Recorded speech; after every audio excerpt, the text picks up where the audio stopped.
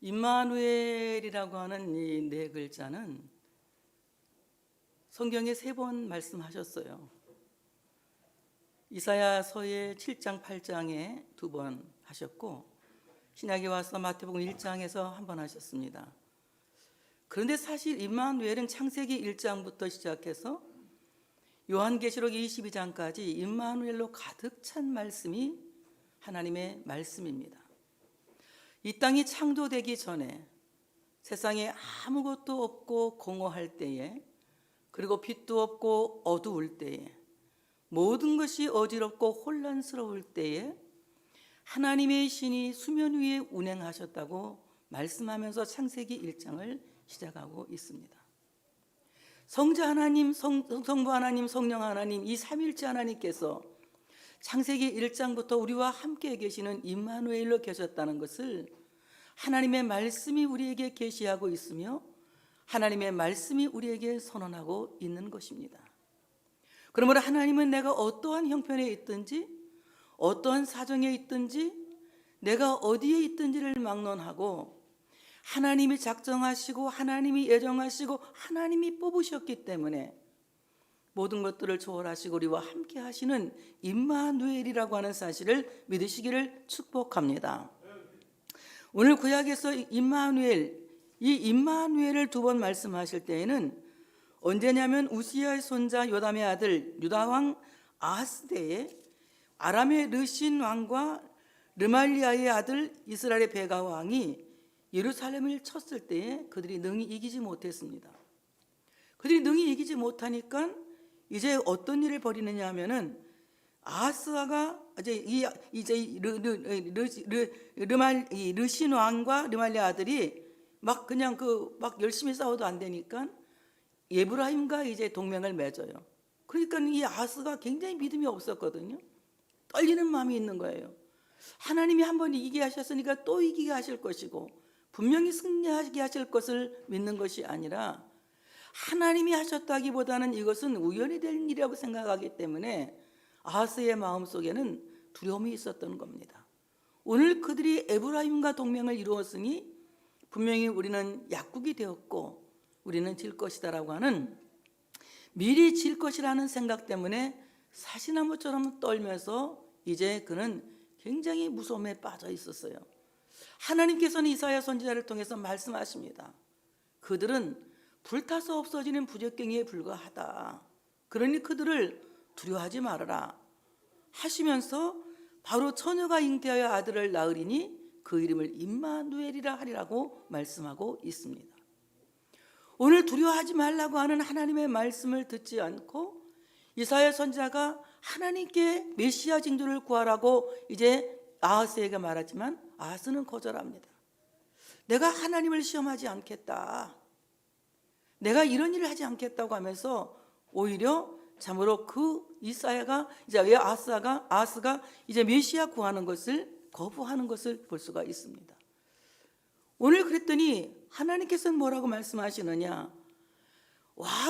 유다 왕이 메시아 징조를 구하지 않으니 이 백성들이 괴롭게 될 것이다. 이 백성들이 괴로움에 빠질 것이다. 오늘 그들이 메시아를 구하지 않기 때문에 그들에게는 엄청난 어려움이 따르는데, 아수르의 큰 파도가, 아수르의 큰 화수가 그들을 삼켜서 그들이 아수르가 주는 고통 때문에 목구멍까지 물이 차올라서 고통을 당하게 될 것이다. 그때 임마누엘이 날개를 펴서 참으로 그 백성을 구원하실 것이라고 이사야 8장에 말씀하고 있습니다. 오늘 임마누엘 하나님은 우리가 하나님 앞에 구하기 전에 이미 우리와 함께 하실 것을 약속하셨고, 우리가 기도하기 전에 이미 우리와 함께 하실 것을 선언하고 계시는 것입니다. 우리는 너무도 죄인이고 너무도 부족하고 너무도 무지하여서 바로 임마누엘 하나님을 구할 수 있을 만큼의 믿음도 없고, 그것을 구할 수 있을 만큼의 지식도 없고 지혜도 없습니다. 그래서 하나님을 아는 지식은 결코 인간의 힘으로 되어지는 것이 아니라, 하나님을 아는 지식은 하나님께서 택한 백성들에게 주시는 선물이요 은혜라고 하는 사실을 믿으시기를 축복합니다. 바로 임마누엘 하나님을 아는 지식은 어떤 사람들이 알게 되느냐? 자기 자신이 어떤 사람인지를 아는 사람들이 임마누엘 하나님을 아는 지식을 갖게 되는 것이다.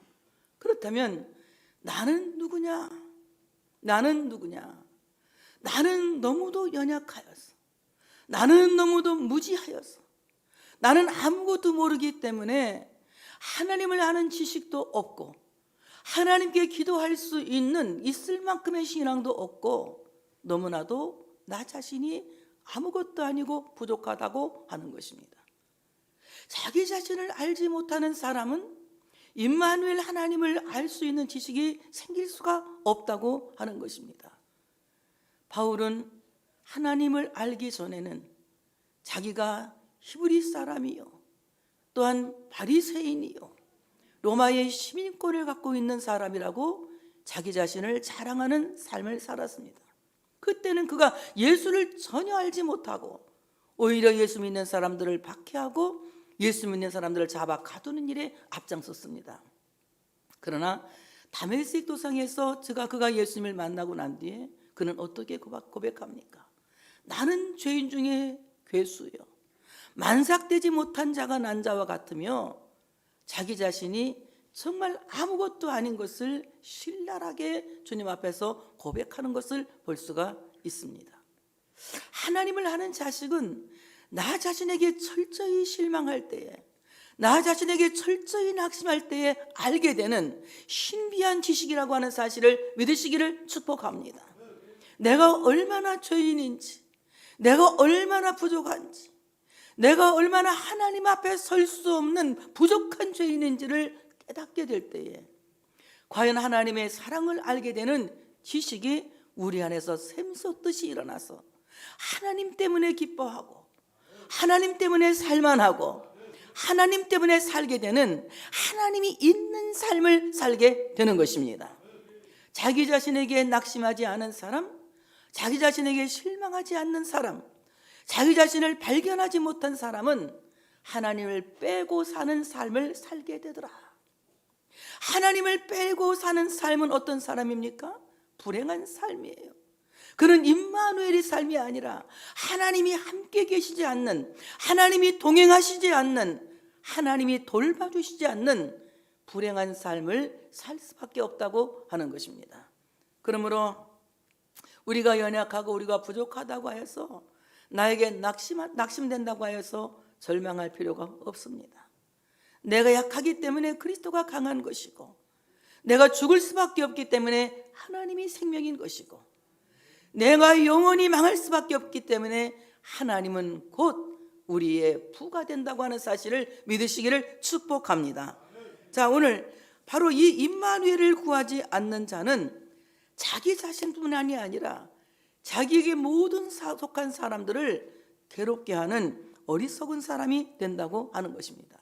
이렇게 사람이 임마누엘을 구하지 않으니까 오늘 말씀을 보니까 하나님께서 친히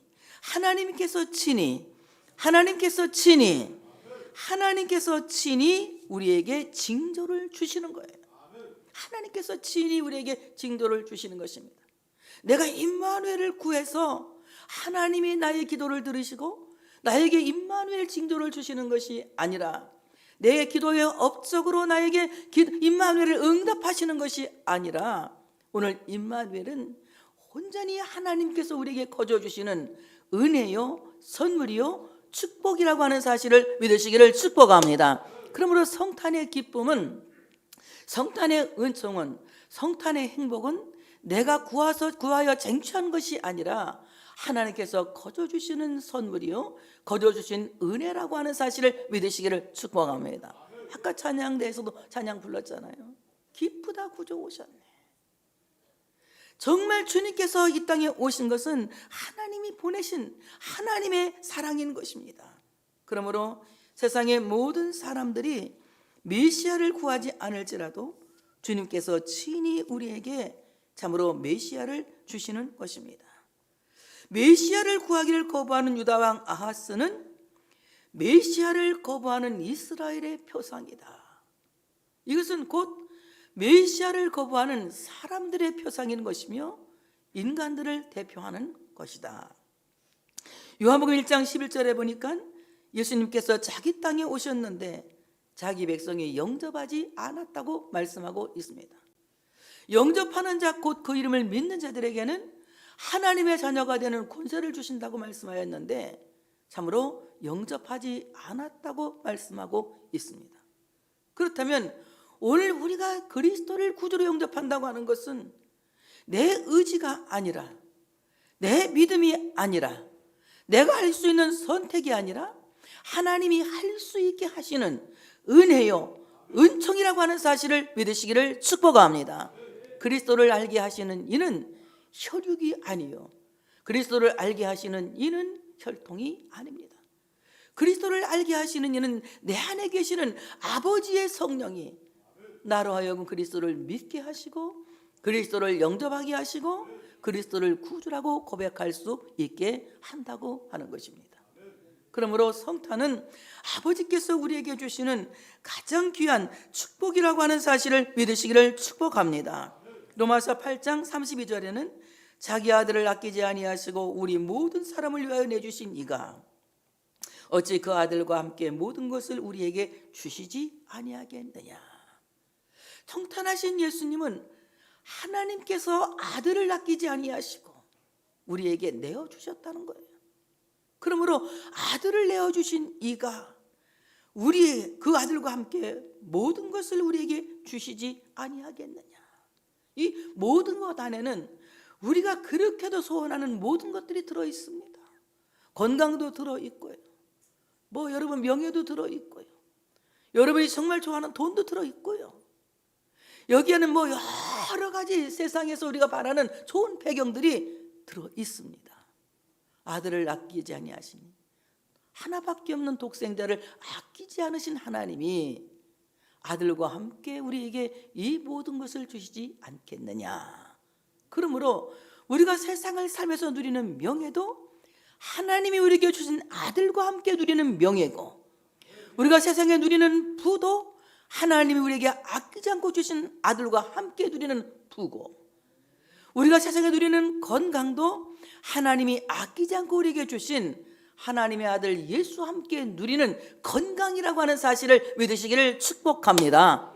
그러므로 그리스도가 없는 부는 나와 상관없는 부요, 그리스도가 없는 명예는 나와 상관없는 명예요, 그리스도가 없는 건강은 나와 상관없는 건강이라고 하는 것입니다. 우리 믿음의 선진들이 정말 찬양을 잘 부른 것 같아요. 예수 없는 천국은 지옥이라고, 그런 찬양이 있어요. 옛날 복음성가에 우리 어르신 목사님들이 옛날에 부른 예수 없는 천국은 거긴 지옥이라고. 예수가 계시지 않으면 천국도 지옥이라는 거예요. 우리가 살아가는 모든 삶 속에 그리스도가 계시기 때문에 그리스도와 더불어 부도 누리고 건강도 누리고 명예도 얻고 세상의 모든 것을 함께 얻고 누릴 수 있는 참으로 임마누엘의 은총을 받은 우리 모두가 되어져야 할 줄로 믿습니다. 또한 로마서 사도행전 3장 6절에는 뭐라고 말씀합니까? 요한복음 3장 16절, 자꾸 성경도 엉뚱하게 써놨네 내가. 요한복음 3장 16절, 하나님이 세상을 이처럼 사랑하사 독생자를 주셨으니 이는 그를 믿는 자마다 멸망치 않고 영생을 얻게 하려 하심이라. 하나님은 나를 이 넓은 우주의 하나로 보신 것입니다. 그러니 하나님 앞에서는 나는 작은 우주인 것이에요. 하나님이 보실 때에 나는 작은 우주예요. 정말 여러분, 보잘것없는 만물의 찌꺼기만도 못하고 먼지만도 못하고 티끌만도 못한 내가 하나님이 보실 때에는 우주보다 더 귀한 가치요 존귀한 가치라고 하는 사실을 믿으시기를 축복합니다. 우리를 가치롭게 여기시고 우리를 가치로 보시고 하나님은 그 아들을 우리에게 선물로 주신 거예요. 하나님이 세상을 이처럼 사랑하사 보잘것없는 나를 작은 세상으로 보시고 이처럼 사랑하사 독생자를 주셨으니 이는 그를 믿는 자마다 멸망하지 않고 영생을 얻게 하려 하심이라. 예수를 믿는 그 믿음 또한 나에게서 자의로 우러나는 것이 아니라 하나님이 나에게 예수를 믿을 수 있도록 믿음을 주신 거예요. 믿어지는데 어떡합니까?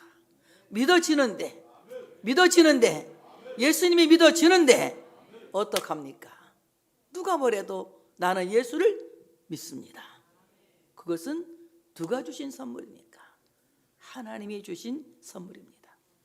소위 좋은 믿음, 큰 믿음은 내가 스스로 내는 믿음이 아니라 주님께서 주신 선물입니다. 그래서 우리 모두는 아무도 하나님 앞에서 믿음을 자랑할 이유도 없고 자랑할 필요도 없는 것입니다. 왜냐하면 하나님이 주신 선물이기 때문에, 그 선물로 우리가 믿음을 갖고 있기 때문에 내가 아무리 좋은 믿음을 갖고 있어도, 큰 믿음을 갖고 있어도 자랑할 이유가 없다고 하는 것입니다. 내 믿음이 자랑이 된다면 그리스도의 십자가가 헛것이 되고 말 것입니다. 그러므로 나로 하여금 하나님의 독생자 예수 그리스도를 구주로 믿게 하신 그 하나님의 은혜에 감사하면서 영광의 박수를 한번 올려드리겠습니다. 자, 오늘 하나님께서 친히 징조를 너희에게 주신다 말씀합니다. 징조, 히브리어로 오트라고 하는 말인데, 이 오트라고 하는 말은 기적이란 말이다. 기적은 무엇입니까? 도저히 인간의 힘으로는 할 수 없는 불가능한 상태를 가능하게 이루는 것을 기적이라고 합니다.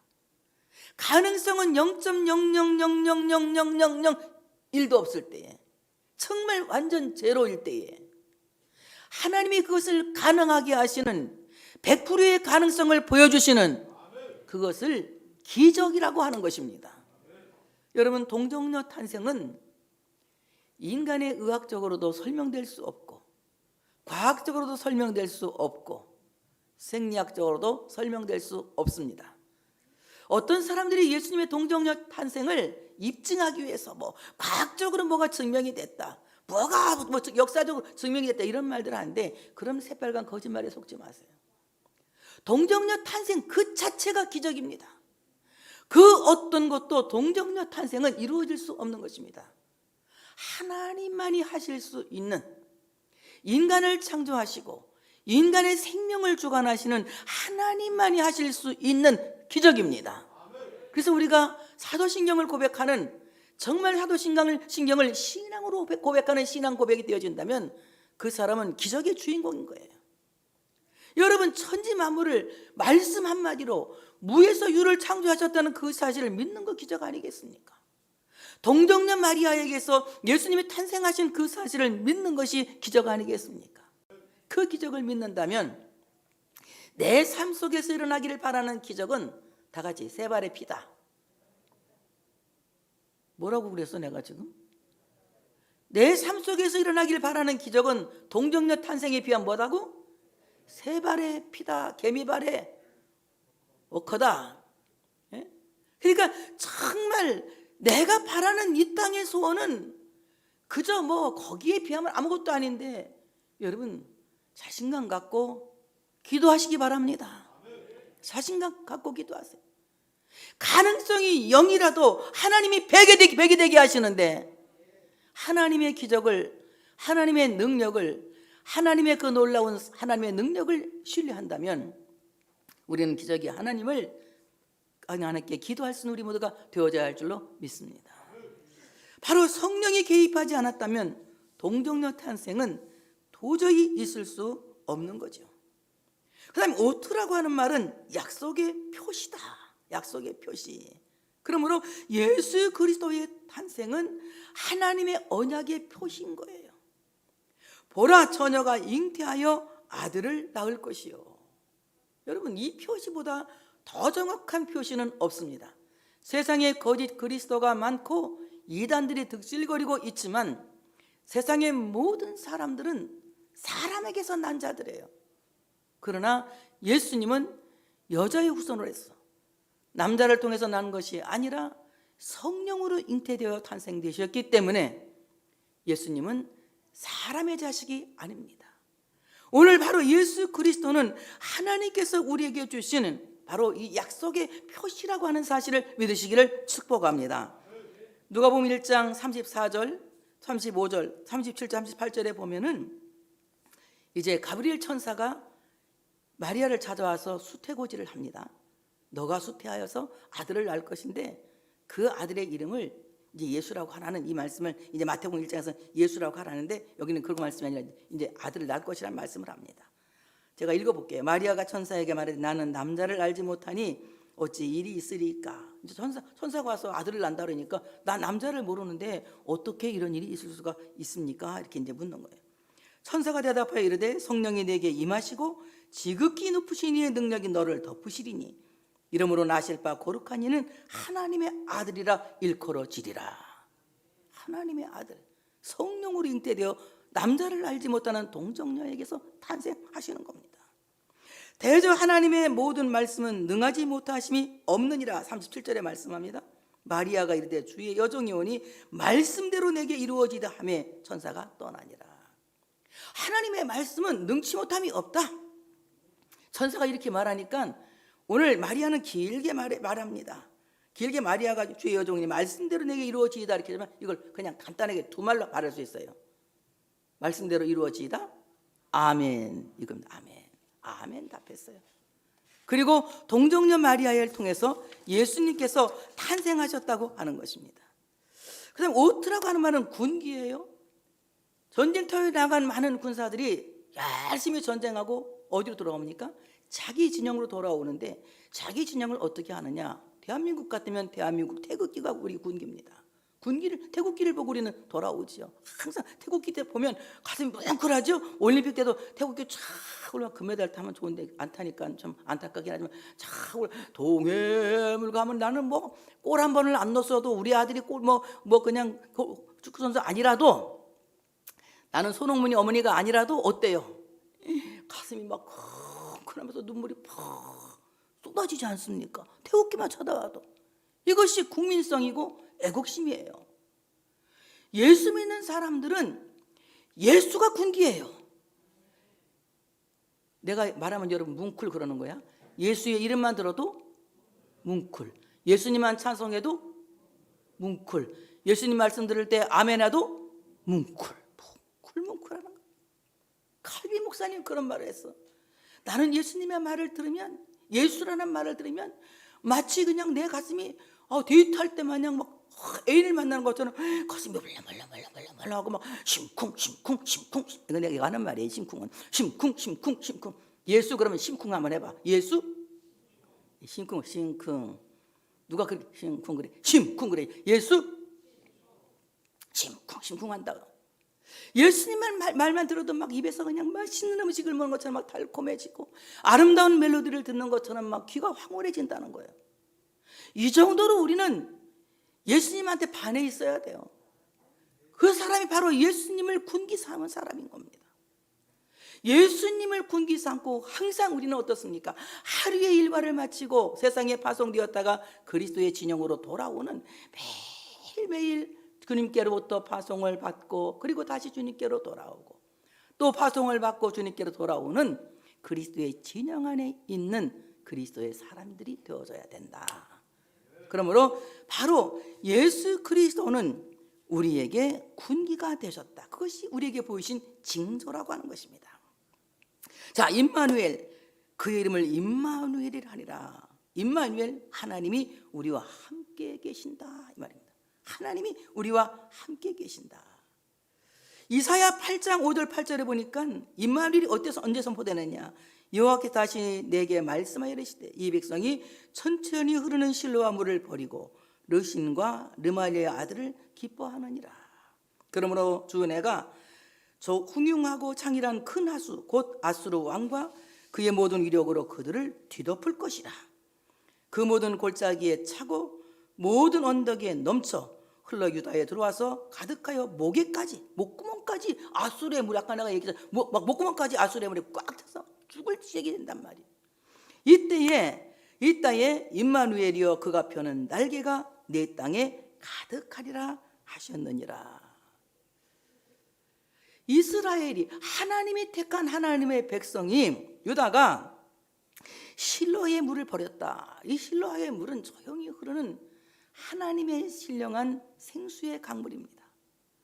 하나님의 강물을 버리고 하나님을 떠나고 하나님을 버리고 하나님의 사랑과 그 보호를 버리고 떠나갔다는 거예요. 하나님이 주신 구원을 등한히 여기고 하나님이 주신 그 사랑을 마치 물에 흘려 보내듯이 떠내려 보내버렸다는 것입니다. 히브리서 2장 1절 3절에 이렇게 말합니다. 그러므로 우리는 들은 것에 더욱 유념함으로 우리가 흘려 떠내려 가지 않도록 감히 마땅하니라. 우리가 이같이 큰 구원을 등한히 여기면 어찌 그 보응을 피하리요. 하나님이 내게 주신 구원을 흘려 보냈다는 겁니다.